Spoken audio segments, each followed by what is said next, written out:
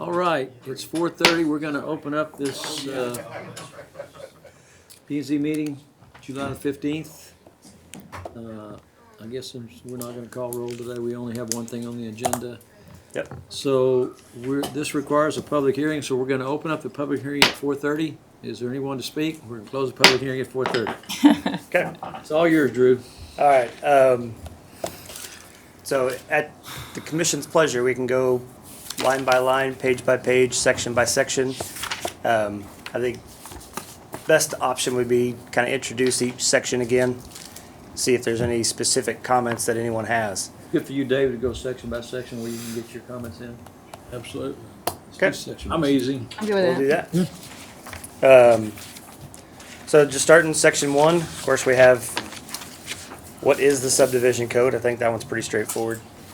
Purpose statement, section 2. Anyone have any comments?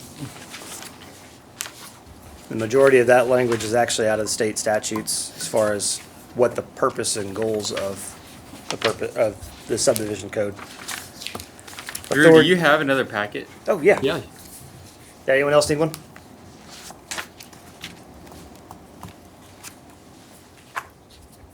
Thanks.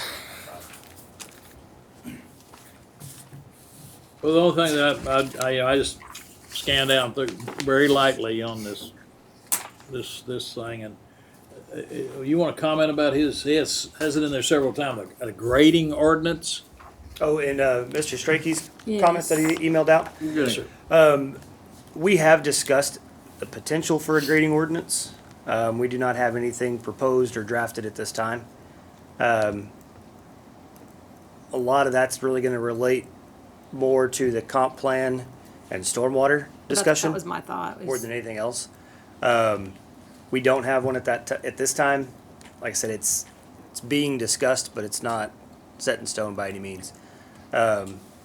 As we go, if we go into a grading ordinance, we'll definitely look back to this code to see if there's any conflict or inconsistencies. I'm not suggesting that a piece of property needs to be platted before you can grade it, but if you're doing grading, we might need to know what the purpose is and a preliminary plat and some of that. There may be some required overlap as we go into that. But to answer his question, we may be adding one, but we just don't know yet. It would be on a kind of sort of a demand basis or whatever? Yeah, probably. Yeah, as we further look into stormwater, drainage and grading, because they all kind of have their interplay, naturally that ends up as a plat or a development somewhere down the road. We just want to make sure that we're doing the best for the citizens and the environment and the neighborhoods and so on. So if it comes to needing a grading ordinance, we'll cross that bridge when we get there. So as we get through this thing, Mike, this thing, I've read it. I mean, I'm not an attorney. As this thing is written, have you reviewed it to make sure there's no pitfalls from a All legal 84 standpoint? pages. Well, Or do you, have you? let me preface let me give you a couple Yeah. intro remarks. Okay. So, and I was just looking at, I've looked at Bruce's comments, and I got Mr. Lipscomb's comments too, and I blushed over them. But tell you where I am in my review. I think this document before you is probably 99% done in terms of language, at least. The one I just finished and I sent to Mr. Paxson is completely formatted into the form we use, so it'll look a little bit different. I condensed language when I could, but substantively I haven't changed anything. Now, if y'all want to go through it and talk about some substance, I'm making notes back there. If you want to consider some of Mr. Strachey's comments or one of the commissioner's comments, and then you can do that.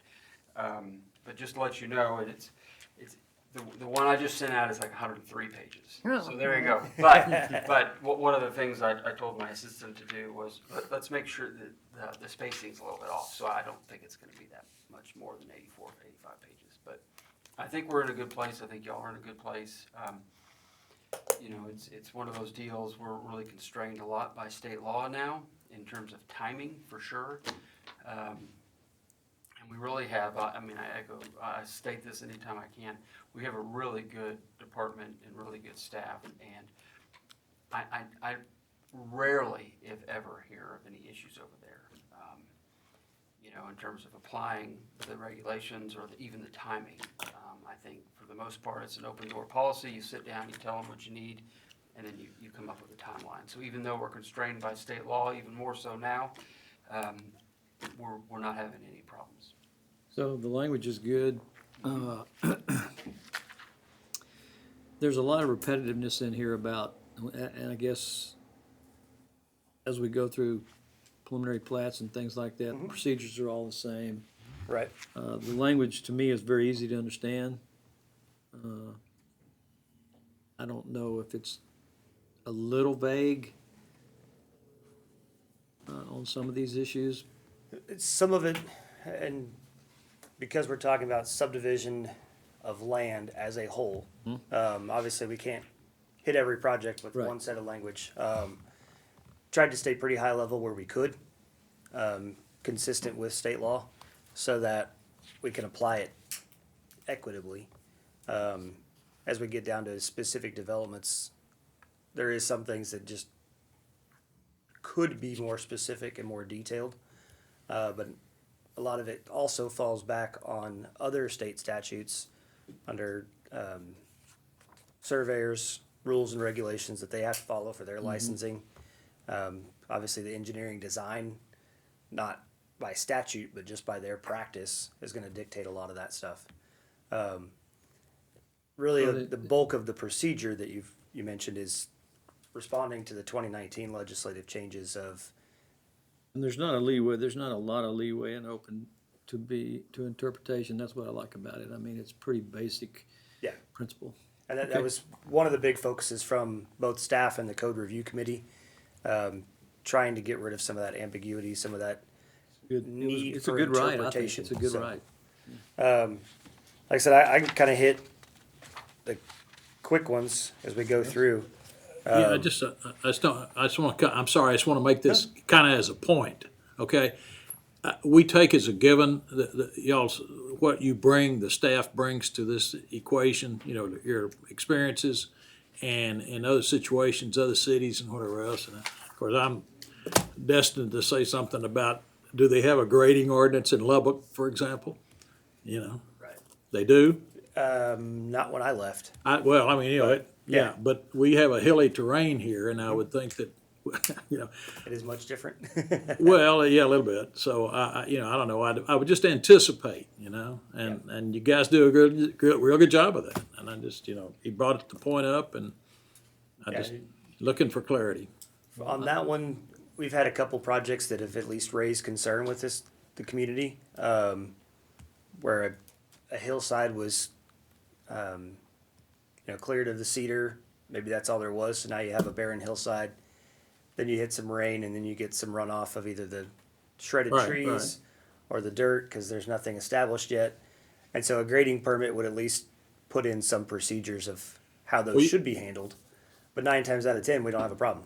I was going to say, following up from what you just said, you have an overlay of surveying and engineering that have certainly have, and architects that certainly have requirements. So Absolutely. okay, good. Some of the things that his comments are very specific to very specific situations. And my thought would be that, and I mentioned that to you, for you guys to just look at his comments and see if they need to be incorporated in any of the language. Yeah. You said some of the formatting and everything. The formatting ones, a lot of those have already been corrected in Mr. Hayes's draft. Some of the questions, first one that comes to mind is removal of the word lease as constituting a subdivision. Commission, and we talked about that last time. Right. We've made all those adjustments. Let's see, a couple other big ones that I saw. I think some of his questions are more, like you said, specific to a project and a procedure. Right. When Bruce gets back in town, I'm gonna offer to sit down and go through these with him, Good idea. just to And I would like to at be least there. answer his questions. Absolutely. Yeah. because a lot of the procedural questions, I don't think trigger a change in the document, but a better understanding from his standpoint and his expertise of how that's gonna impact Well, the I think project. he had a couple things that may just need to be further defined. Right. Yes. Right, Terms yeah. that need to be defined. Yep. That's Yeah, a good well, idea. if y'all are ready, we can just kind of run through the go. table of contents and Yeah. see, raise your hand if good you with got all a of it. comment for that section. Of course, definitions, as we said, there's some that we're taking out. We did not use nuisance lot. We further defined undevelopable lot.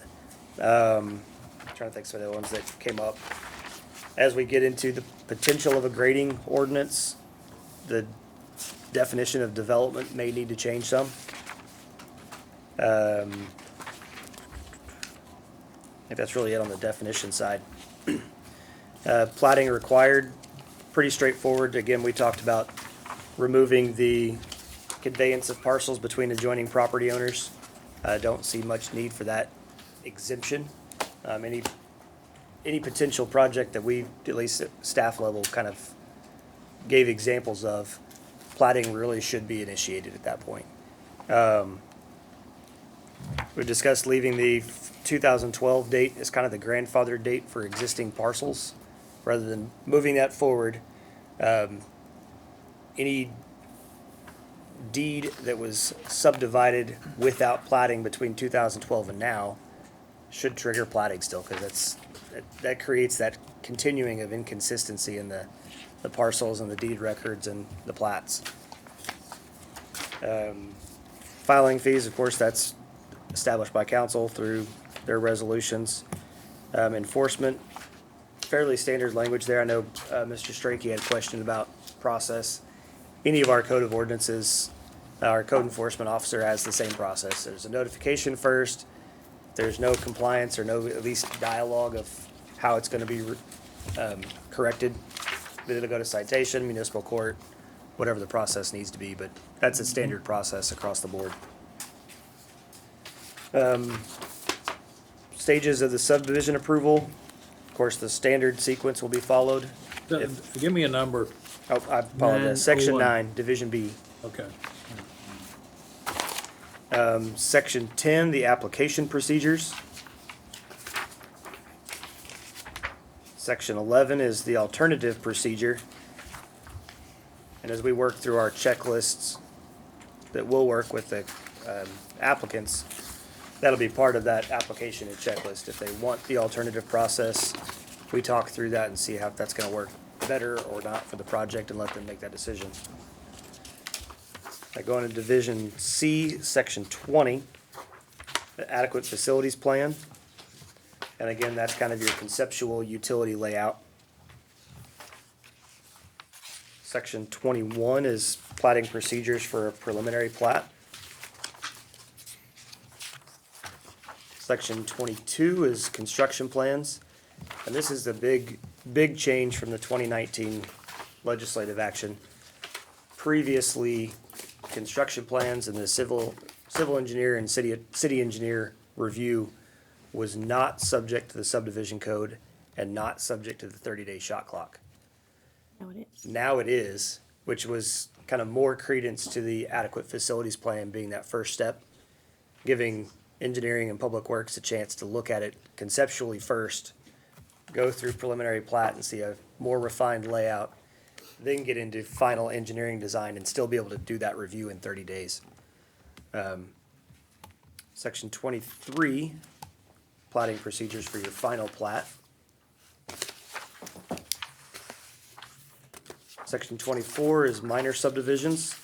Minor subdivisions is a pretty tight, specific type of subdivision of plat, but those are approved administratively, so those are not required to come to the planning commission for approval. And that's why that it is such a tight description of properties. Section 26 is your amending plats. And that'll include, section 25, I skipped one. Re-subdivision or replats. 26 is amending plat. And that one is specifically defined by state law on what constitutes an amending plat. It's one of 12 or 13 different criteria that must apply to it, otherwise it's not an amending plat, and it falls under one of the other categories. Section 27, we get into the waivers, both the minor waiver that's approved by staff or by the planning commission versus the major waivers that would go to council. Section 28 included rough proportionality appeals and determinations.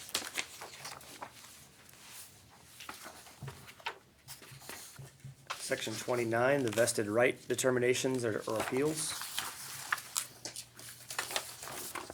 Section 30, construction management of public infrastructure. Again, that's the installation of all the construction plans, streets, sidewalks, water, sewer, drainage. Moving into division D for the subdivision improvements and design standards. Section 40 is the adequate public facilities and infrastructure. So this is kind of setting the tone for what the adequate facilities plan will be checked against. What are those standards? Section 41 is your water improvements, water supply system. Section 42 is wastewater improvements. Section 43 is thoroughfare plan and street improvements. I don't know, Mr. Strachey had several questions on Yes. pavement width. Yeah. Gonna discuss that with staff to see, is there credence to making sure it is consistent with the fire code and those definitions? Or is this really more of a street standard and an engineering specification, and it should relate to that definition? If there's a need for two separate definitions, we'll leave it that way, but if there's a reason to align them for consistency, we'll do that. Well, I mean, for fire safety is a priority, Right. And the so, engineering specifications are written in one way. The fire code is written clearly for the apparatus, for the fire truck and those clearances. So they may not, while they may not have the same definition, the widths and everything else will match. It's just you may have two different standards. So typically, if there's a discrepancy between the standards, whichever is the most constrictive, or if you require a wider width, Right. that's yeah, gonna the overrule. the fire standards would be the more controlling. Correct. So if you have a clearance, face to face of the curb requirement for fire code or a fire lane, that would be the more restrictive. Where on the engineering spec, because they're talking about the actual construction piece, back of curb to back of curb, may make a better definition for this purpose.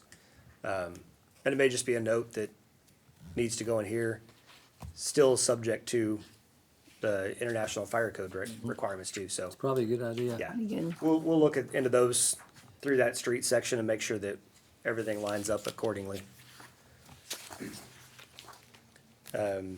Section 44 gets into the stormwater management. Section 45 is the flood hazard standards. 46 is parks and open space standards and preservation of natural features. And I'll take a moment real quick and mention that one. Remember, we are also proposing an update to the Parkland dedication ordinance. Parks Board reviewed that actually about 2 years ago. So that, the intention is that ordinance will go to council along with this, so they'll be updated together. This code makes reference to the Parkland dedication ordinance, but we wanted to keep that as a separate document. Section 47 is the subdivision design standards. Section 48 is placeholder for rural subdivisions and ETJ subdivisions. Section 49 is the homeowners association requirements. And that is it through the table of contents. So if you guys have any specific line items, policy discussions, certainly ready to jump in, or we think we're good to pass this on to city council. As Mr. Hayes stated, he's done his review. We've had an outside counsel also do their review to make sure we're consistent with state statutes. Formatting edits, council will get the formatted draft. So it will look different on Little better. paper, but So what we're looking at here is not what you presented, right, Mike? We're looking at 81 pages here of the draft. So Right. you've updated it a little bit? Mostly in terms of formatting. Okay. So- No substantive regulations or definitions or changes, anything like that? Okay. Biggest thing in formatting is just the numbering sequence. Our current code of ordinances uses articles and then sections. This was written in division in section. So Division A is going to be Article 1, and then numbered and lettered out from there. But substantial text changes, we haven't had any. So when will the draft that's gonna go to city council? What did we say, August 1st is our goal? Yes, August 1st is the goal to get it out. We'll send y'all a copy. So we have a meeting August 3rd, We have a meeting August 5th 5th, for our regular scheduled meeting. and then this goes to them, they have a workshop, or this goes to a public hearing directly to city council? Let me think here. Get the calendar.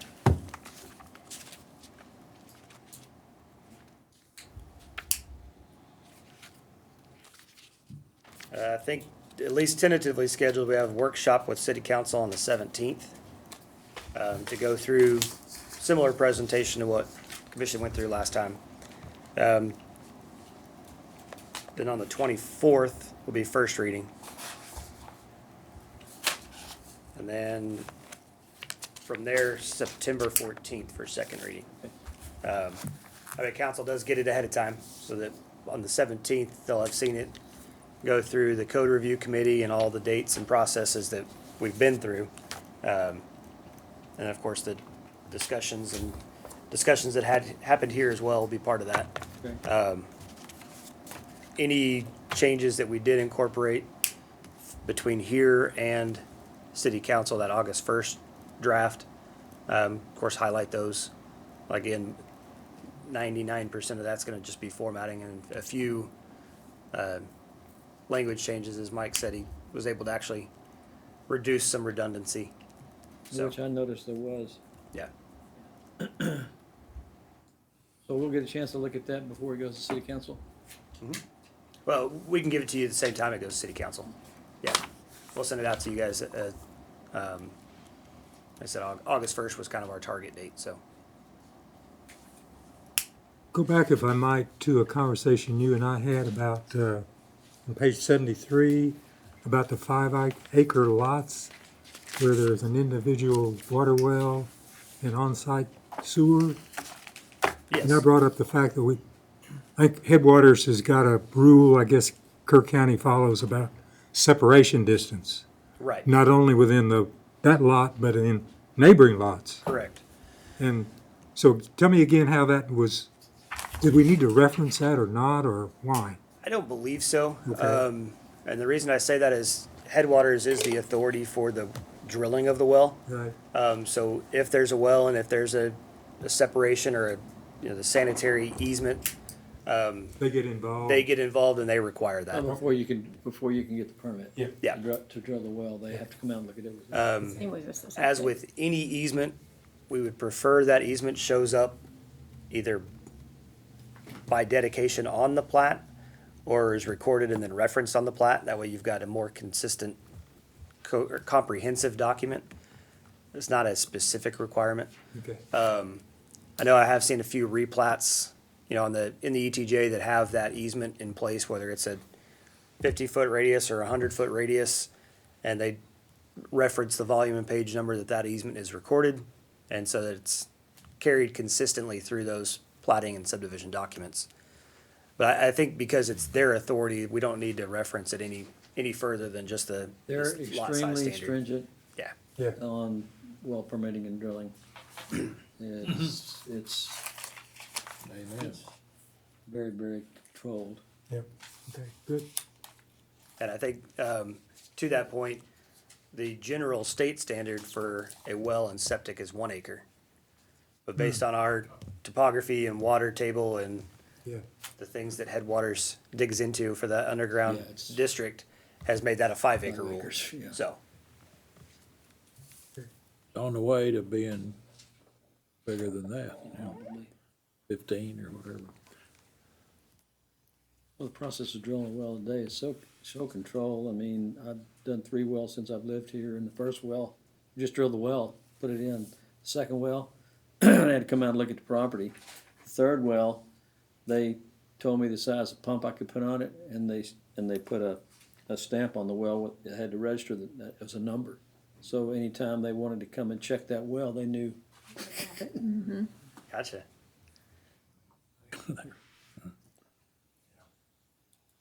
It's tough. I mean, I I think it needs to be. they started numbering and re-drilled it well in 205. I think started numbering then. Yeah. David, do you? Anything else, David? Good grief. Public's calling you. Everybody paying attention now? Anybody have any comments? I'm trying to get one in when I was so rudely interrupted. While you're on By the my phone? phone, yeah, okay. I just need some clarification. I'm on 4316 private streets, and the language a little number C or letter C. Homeowners Association required. Private street developments require formation of a homeowner association. You can't have a private street. So page Someone has to be 66. responsible for maintaining it. Say again? Someone, a private structure has Absolutely, to I'm be an just- entity to yeah. maintain it. Yes, that is correct. The intention behind the private street is an HOA is required, so there is a group and an organization with bylaws that can both assess fees and make those legal collections from the homeowners to maintain those streets. It's required by lenders Is it? on permanent finance, on long-term fixed rate financing. You've got to have an HOA if you're on a private street. It's required. Did not know that. Okay, well, there you are. Good to know. The banks took care of us. The next one is, a counselor, a maintenance bond, is it much like performance bond with this? Or is it, can you give me a little more definition? This is more clarity. Well, in general, when you put, and this will be in the city engineer standards too, so when you build streets, and I always have to remind people, cities really don't build streets, developers do, and then they dedicate them over. So when they do that, and they do a plat, then they put up a performance bond to make sure the street goes in after development starts, and then a maintenance bond is usually 1 or 2 years. 1 year, so that. Only 1 year? Only 1 year, but. They're like a warranty? Yeah, for 1 Basically. year, for 1 year, and sometimes it really is helpful, and other times, it just kind of goes off into the ether. But we do require it, and it's something. Well, my next question was, does it roll over? Is it required yeah, it has in here, the 1 year. But it isn't? No, it doesn't roll over, no, it's just. Because, on the other hand, it's being required to be built to specifications. Right, and we expect it, and we don't accept it until, we roll our Yeah, guys okay, out there, yeah. yeah. Okay. So the performance bond covers not only the construction of the street, but the specifications to make sure it's built to the cities or the DOT specs. If it's a city street, our inspectors inspect it If it's a private throughout street, construction. If it's a private street, how did we handle that? It's theirs? Up to their design engineer. okay. Is there? No, I guess it doesn't matter. It's in comparison from the residential neighborhood to a shopping center, the mall, any of those, their parking lot, we can give a standard. It's up to them to do it. Right. And if they don't build it to their standard, They're the ones with the potholes. yeah. Potholes or Trish? issues or, Well, They're the ones with the potholes if they don't build it to proper Yeah. standards. and then their Their customers don't come back. Does financing come into play there as far as specs for? Not necessarily. I mean, we inspect the work that's being completed. In some cases, it's the performance bond that really comes into play on that, to make sure that they complete what they say they're gonna complete, as far as site work goes. Yeah, the private parking lot versus a private street, it's their responsibility. The reason we've dictated that private streets match city specifications is in the instance that 10, 20 years down the road, City takes it over? if the neighborhood and the HOA request it for the city to take over, we at least know that it meets specs. I think it's much more important, I mean, it's all important, but if you're selling homes on a private street, it's much more important that that street be up to grade, up to snuff for the people that live there, as opposed to building a shopping center Yeah, that everybody shops on. exactly. Like I guess told you guys last month, we did recently had a subdivision. It was a small, 3 or 4 blocks, phase of a subdivision that had private streets. They collectively had no interest in maintaining it or keeping it as private. It wasn't gated. So they went through the process and petitioned council to take it over. Hired a third-party engineer to do an inspection. They verified that it met all specifications and was in good condition. So we're able to present to council that it's in good shape, it's been well-maintained, or they've done maintenance that was necessary, and city council agreed to take it over. So, had it been a substandard street or in poor condition, at least the staff report to council would have been recommending against it until it's brought up to those standards. So, some of the other private streets that don't meet those standards, but have a lot more work to be brought up to code, Right. or the city and the city council are pressured into taking something that's substandard. So, trying to set that up for the future, that it's not as much of an issue. So you guys back there in the back that have to enforce all these subdivision, you guys are good with the language and the processes and everything? Yes, Drew's brought us along for the whole ride. Okay, good. And for I the, assumed he did, I For a just, while, so, for the but yeah. record, let's hear that you guys are on board. Yeah, it's a lot cleaner than what we have now. The subdivision ordinance that we're using right now it's hard to kind of make your way through it. So Yeah, this will it be is. a huge upgrade. Allows us to understand what city council wants, what the planning and zoning commission wants, and gives us something to point at and say, hey, this has been vetted through a process, a recent process. It's what everybody wants. This is what we're expected to make developers do. So yes, it's very handy, very helpful. I mean, I think it's very clear in outlining the procedures and the timelines and the responsibilities, and if you want to get this done, this is what you have to do. I think it's a good right. Well needed. The other thing Mr. Barron pointed out is going back to the private parking lots and private streets would also be included is fire lanes. We do dictate what that pavement standard is, because obviously it has to be able to withhold the fire apparatus. So the rest of the parking lot is up to their spec. The fire lane and that immediate access, we do require minimum specifications, but.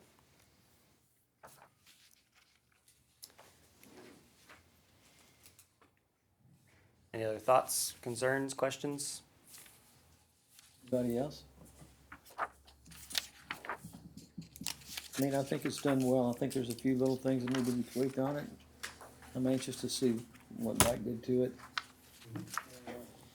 But I applaud what they've done. I think it's a very easy to understand code. And I think it's got teeth enough to do what it needs to. But the most important thing is you guys are good with it. You guys are the guys that have to deal with it. So if there's anything in there that you guys think needs to be tweaked, be sure and speak up. Like I said, we've, Public Works and Engineering, we've gone through it a couple times now. Section by section before we presented to Code Review Committee. Once Code Review Committee got it all, we sat down again and went cover to cover before we brought it to you guys, so. It's the product of some back and forth and give and take, and so it's perfectly the way staff would write it? No. Is it perfectly the way a developer would want it? No.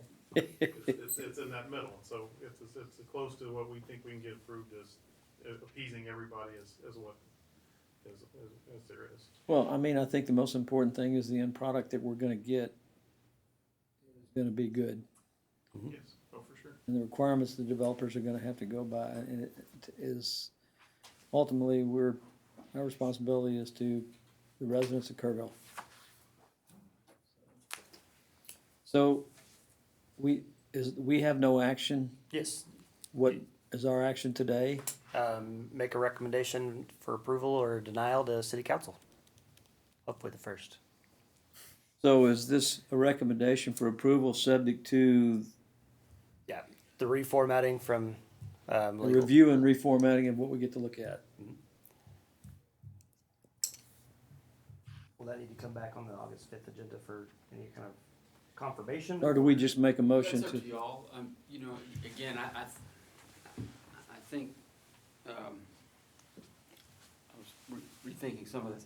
I bet I'm gonna get it down to even less than 84 pages. That's the challenge, because there was some redundancy in that. There was Is anybody ways- taking notes? Is that on the record? Yeah, I was gonna Is say, there- that's is that- that's gonna violating be- the lawyer That's gonna code. be in the minutes, Mike. Yeah, 83 and a half. Yeah, it might be 83 and a half or 83 and three quarters, but I think if you make that kind of motion, we'll certainly get you all involved again, and if you see something that, you know, catches your eye, let us know, and if we catch something, hey, we've really tweaked this section, we need to bring it back to you, we'll do that.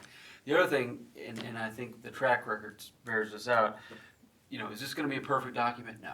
No. I mean, anytime you have a document over Working about document. 2 or 3 sentences, it's not gonna be a perfect That's why document. they have attorneys. Right, right. But we'll put it on the list, and we'll look at it in 6 months, and we'll figure out what's working, what's not, what needs to be tweaked, and no doubt, we'll bring back some changes at some point, probably within the first year, just like we did the zoning code. So, My only, and feel free, anybody, David, anybody to step in, my only concern is we're gonna recommend that this go to city council, approve to go to city council. Mhm. Either we're gonna do that, or we're gonna recommend it goes to city council, subject to Mike's revisions. Right. I'm good either way, I just wanna make sure that We we do just- what we're supposed I to. think we just, you're right, subject to any of Mike's revisions, and it goes to city council. I mean, we don't need to keep coming back with this. I agree with you.